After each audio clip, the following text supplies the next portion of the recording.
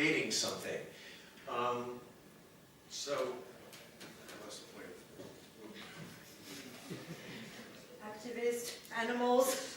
So, yes, I'm glad that they don't have live animals in the circuses anymore, because it's just, I mean, you know, we didn't use anything, and then we worked with horses and dogs, but no wild animals, because, yeah, for those reasons.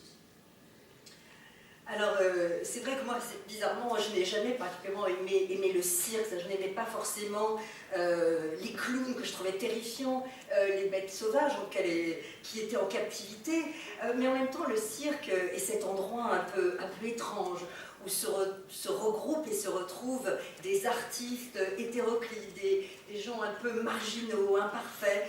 Et donc ça, c'est ce qui m'attirait dans le concept du cirque. Et je suis évidemment ravie qu'il n'y ait plus de bêtes sauvages en captivité pour les cirques. Et dans mon film, eh bien, on a beaucoup utilisé, évidemment, surtout des chevaux, des chiens, mais pas d'animaux sauvages en captivité, justement. And I wanted to ask you something, because you were amid this circus, so to speak. And I want to ask, really, when the first time you stepped into the set, because there's so many incredible sets, how did it feel to you? I mean, was it daunting? Was it, how this whole circus theme for you, how did it echo in you? Parce qu'on parle beaucoup évidemment du cirque, mais je dis, Eva, justement, on l'a entendu tout à l'heure parler évidemment de son entraînement, mais lorsqu'elle est physiquement arrivée sur un cirque imaginé par Tim Burton, quelle était son impression? Comment elle ressent le cirque? Moi, une des premières scènes que j'ai tournées, c'était quand on était tous dans la voiture et quand on rentrait dans Dreamland. Et le luxe qu'on avait, c'était qu'il n'y avait pratiquement pas d'écran vert. Et on avait les attractions, les figurants, les acrobates, un groupe de jazz. C'était assez extraordinaire. On se pinçait tous. On avait l'impression de retourner à l'âge d'or hollywoodien comme ça. C'était grandiose. D'ailleurs, tout à l'heure, on demandait à Tim quelle était sa scène préférée à tourner, mais pour vous, en tant qu'actrice, quelle a été peut-être la scène la plus forte pour vous? Because we're asking you earlier what scene you prefer, maybe, you know. But every place you look, like, not only on the set, but there were people, you know, performing all over, you know, practicing. That's what the circus people do. They're always practicing. So, you know, you turn around, there are people throwing knives or, you know, swinging. I mean, she actually learned to do the trapeze, you know, because you're kind of almost, it's that kind of environment. They're so just passionate about it, you know, kind of you get swept up into it. Oui, non, mais voilà, c'est vrai que quand elle arrivait sur le tournage, partout, il y avait effectivement les scènes que l'on tournait, mais partout autour, il y avait des jongleurs, des gens qui jetaient des lanceurs de couteaux, et puis elle a quand même appris à être une grande trapéziste. Donc il y a un côté comme ça, un environnement absolument magique, et il y a de la passion dans l'air surtout. C'est ça, c'est la passion qui est très contagieuse, et que c'est vrai que je m'entraînais tous les jours dans une espèce d'une grande tente, un chapiteau, où ils vivent tous ensemble. C'est vraiment une famille. C'est vrai que ça ne fait plus de dire ça, mais c'est vrai. Et ils s'aident, ils s'entraînent. Vous allez avoir les clowns qui vont aider, les trapézistes. Enfin, c'est vraiment... Il y a un grand soutien, il y a un amour, et puis c'est fascinant de les regarder. Hein, c'est assez impressionnant. Question. Le micro là-bas. Oui, monsieur Burton. Vous avez développé autour du personnage principal de Dumbo beaucoup de personnages avec des grands acteurs, donc Eva Green, Michael Keaton, Danny DeVito et bien sûr Colin Farrell. Est-ce que c'était compliqué de trouver un équilibre et une place pour chacun, vu leur histoire qui est très riche? Well, obviously, around Dumbo, we see lots of characters performed by incredible actors, Eva, obviously, but Michael Keaton, DeVito, Colin Farrell, so was it tough to find a balance so that each, given their rich history with you and all that, find their own space, timing, role? Yeah, well, it's a good question because, you know, making a movie like this, which is sort of stylized, right? You have an elephant that's sort of real, but it's still kind of a fantasy thing. So, with the sets and with all the actors, I tried to find, you know, like weird-looking people to kind of fit with the weird-looking elephant. So I was very lucky to work with beautiful, weird, amazing people that, you know, like every person is just like, I don't know, to me, like, because the themes of the movie is like a weird family, I was very happy to work with, like, people that I love, like Eva, I worked with a few times, and Michael I'd worked with many years ago, and Danny, and Colin I felt like I'd known. So having that weird kind of family, kind of weird dysfunctional family feeling was very, very important to it. And the reason I love all them is because they're willing to go along on this weird trip. Alors c'est vrai, bonne question, parce que l'univers que je crée, c'est vrai, il est un peu stylisé forcément. Vous avez un éléphant par exemple qui est réel mais qui ne l'est pas vraiment, et vous avez des acteurs évidemment qui doivent interférer avec lui. Donc ce que j'aime, c'est d'avoir autour de moi des gens un peu bizarres en quelque sorte, qui vont aussi être en osmose avec un animal un peu bizarre aussi. Donc j'ai eu beaucoup de chance parce que j'ai réuni comme ça une troupe de gens extraordinaires et aussi un peu, disons, barrés. Ce serait peut-être la traduction de weird qui serait assez proche.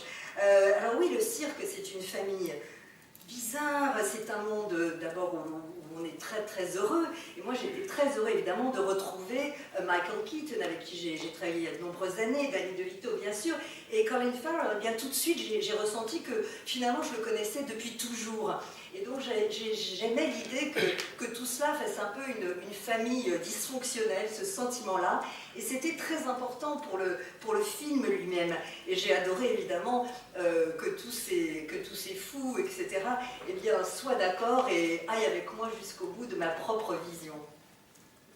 Question. Oui, thank you both for being here today.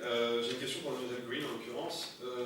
On parlait tout à l'heure du discours très engagé du film sur la condition animale, mais il y a un autre aspect très engagé, c'est votre personnage, Colette, qui est un personnage qui s'émancipe du contrôle d'un homme très toxique, le personnage de Michael Keaton. Et j'aurais voulu savoir si tout simplement cette dimension engagée était un critère pour vous dans le choix de vos rôles. Quand on regarde votre filmographie passée, on se rend compte que c'est un aspect souvent présent. Est-ce que c'est quelque chose qui compte pour vous?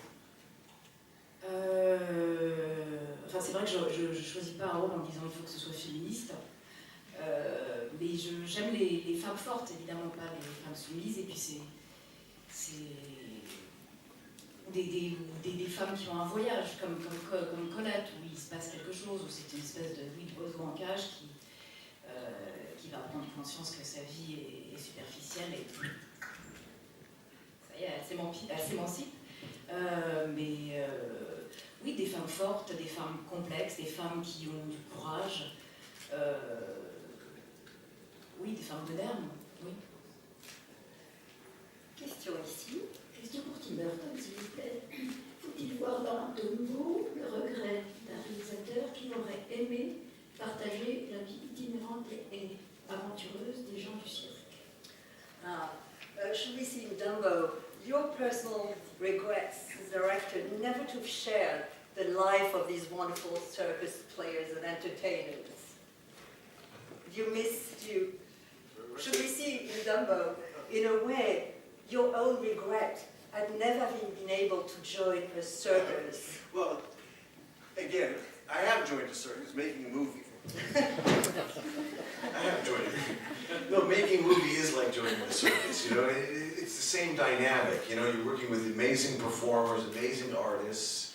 And so, no, I have no regret at all because, making, from the beginning of making movies, it's a better version of running away to the circus. Alors c'est vrai que je n'ai pas en un sens, de toute façon, je suis un personnage de cirque, puisque lorsque l'on filme, eh bien, on est en quelque sorte dans un film, il y a la même dynamique en quelque sorte, avec ces incroyables artistes qui sont autour de vous.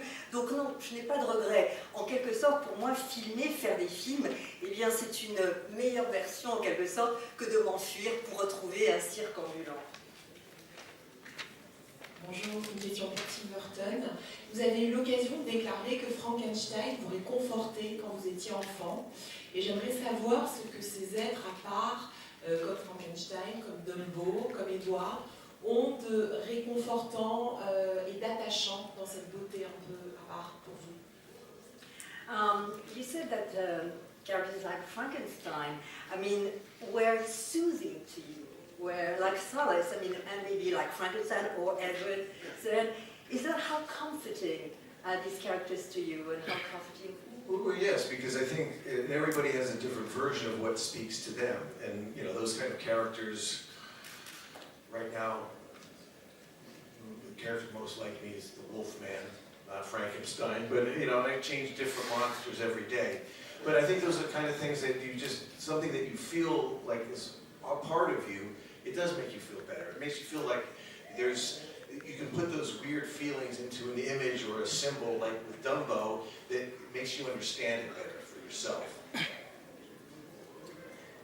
Alors en fait, c'est vrai que tout, selon chacun une version, une vision du tyran de ce qui nous touche, nous interpelle. Aujourd'hui, par exemple, je me sens davantage Wolfman que Frankenstein, par exemple. Je change de monstre finalement au quotidien. Mais vous savez, ça ne veut pas dire, lorsque l'on s'identifie ou lorsque l'on se console avec ces personnages, que vous êtes complètement à même de vous consoler. Mais en tout cas, des images et des symboles comme Dumbo, eh bien oui, sont importants par rapport à cela. Une question pour Tim Burton. Donc, on a parlé de la beauté de ces images et du cirque, mais il y a quelque chose qui est très important, c'est le contexte. C'est le contexte de la Première Guerre mondiale. Donc, je voulais savoir l'importance de replacer, c'est-à-dire que le livre a été écrit, je crois, dans les années 40, et l'importance d'insister justement sur ce contexte-là, et aussi justement de la manière qui nous explique comment le personnage de Colin Farrell a perdu un bras, justement. Well, we're talking about the beauty of images of the circus, but there's also the World War context. How important was it, given that the book was written in the 40s, how important was it to keep that context of World War I, and how would you explain how Colin, in a way, lost his arm? Well, again, we didn't, because it's presented like a fable. We didn't show him going to war. We don't show him losing his arm. We don't show his wife dying. So we meet these characters, and so that's what I thought he did a beautiful job about, because we don't have to see all that to sort of get the sense of what he'd been through as a character. So that to me